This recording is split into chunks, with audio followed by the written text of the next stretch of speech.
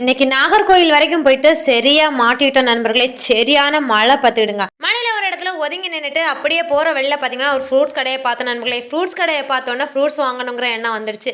என்னதான் மழையில நனைஞ்சு குளிச்சுட்டு போனாலுமே இந்த மாதிரி கடைகளை பார்த்தா நின்று வாங்கிட்டு போகணுங்கிற ஆசை வரதான் செய்யுது. நாங்களும் மேங்கோ சீசன் வந்ததுலேருந்து இது வரைக்கும் மேங்கோ வாங்கி சாப்பிடவே இல்லை நண்பர்களே. ஃப்ரூட்ஸ் கடையில் மேங்கோவை பார்த்தோன்னா மேங்கோ 1 கிலோக்கு வாங்கியிருந்தோம். அதுக்கப்புறமா திராட்சை 1 கிலோக்கு வாங்கியிருக்கோம் நண்பர்களே.